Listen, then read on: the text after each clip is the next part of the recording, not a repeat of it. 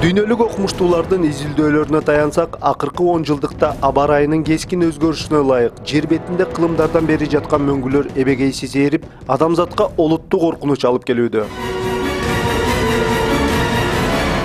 И маленькие ледники исчезают в первую очередь. Ну, конечно, в последнюю очередь максимальная толщина, когда толстый ледник, он медленнее исчезает. Аба ырайынын кескин өзгөрүшүнөн улам миллиондогон гектар токойлорду өрт каптоодо. Эгер жаратылыштын өзгөрүлүшү ушул темп менен кете турган болсо, дүйнөдө аны менен катар Кыргызстанда табигый тузсуз таза суунун таңкыстыгы күч алат.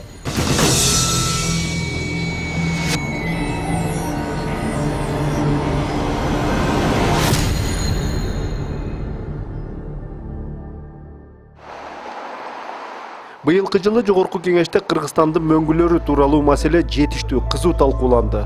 Бирок талкуунун түпкү маңызы мөңгүлөр эмес, кумтөрдүн иштетүүнүн контекстинде гана жүрдү. Мөңгүлөр жөнүндө Мыйзам долбоорунун демилгечилеринин бири Эркингүл Иманкожоеванын айтымында, эгер тоо кен өндүрүүчүлөрдүн жанында мөңгү болсо, аны талкалабастан жер асты менен иштетүүгө тийиш дейт ал. Мөңгүлөргө зыян келтирилгендиги үчүн жоопкерчилик чараларын киргизүү. Келтирилген зыяндардын өлчөмүн аныктап, аны өндүрүүгө шарт түзүү.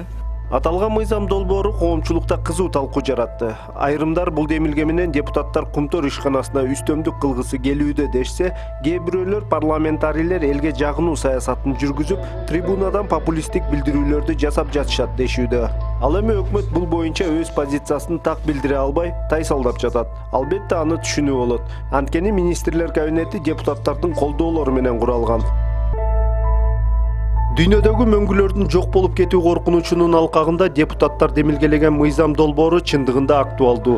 Бирок адистердин айтымында долбоор толук иштелип чыгууга тийиш. Анткени бул көйгөйлөрдү чечүү үчүн эл аралык тажрыйбалуу адистерди тартуу керек. Мыйзам долбоорун ушул бойдон кабыл алуу эртелик кылат деп ойлойм. Анткени өлкөнүн кен иштетүү тармагына терс таасирин тийгизиши мүмкүн.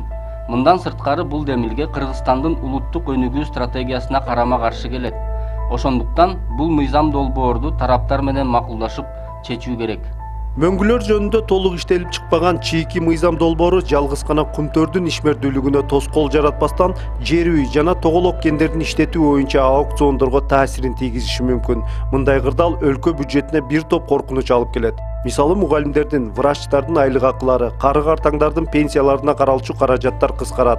Ансыз да экономикасы жаңыдан туруп келаткан Кыргызстан үчүн мындай кырдаалдын кереги жок. В общем-то, ситуация в нашей стране она полностью совпадает с общемировой. Во всем мире ледники сокращаются, тают. Кыргызстандын климатынын өзгөрүшү боюнча борборунун директорунун орун басары, белгилүү окумуштуу Шамил Ильясовдун айтымында, акыркы 20 жылда эле республика мөңгүлөрдүн жалпы көлөмүнүн жок дегенде эле 15%-ын жоготкон. Бул жоготууларга салыштырмалуу кумтөрдүн таасири болбогон кеп дейт ал. Бүткүл дүйнөлүк жылуу тарта баштоо процесси бүтүндөй дүйнө боюнча мөңгүлөрдүн эрүүсүнө алып келүүдө. Тилекке каршы бул процессти адамзат эч кандай мыйзам менен токтото албайт.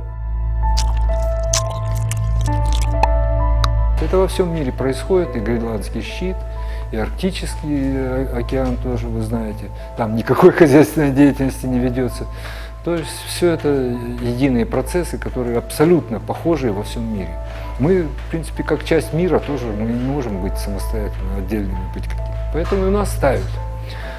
По нашим оценкам, так вот если говорить, вот уже к 2000 году, по сравнению с советским периодом, там, 80-х годов, когда составлялся каталог ледников, где-то на 15% потеряли мы площадь и объем ледников. Примерно так. Сейчас прошло еще 15 лет, вероятно, еще 10-15% мы еще потеряли.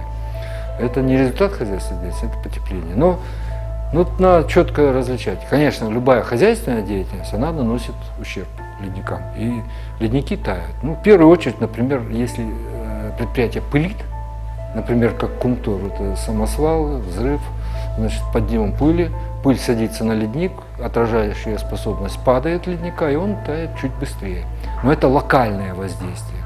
На фоне общего таяния ледников эта часть очень незначительная, то есть маленькая, так скажем. Өлкө бюджетинин киреше бөлүгүнө таасир этүүчү, бир катар инвесторлордун ишмердүүлүгүнө тоскоол жаратуучу мөңгүлөр жөнүндө мыйзам президент тарабынан жактырылбай макулдашуу комиссиясына жөнөтүлдү. Эми бул долбоор кайрадан жогорку кеңеште каралат. Мыйзам долбоордун колдоо таппай калганына өкмөттүн, ошондой эле бир катар өкмөттүк жана бейөкмөт уюмдардын бүтүмү негиз болгон.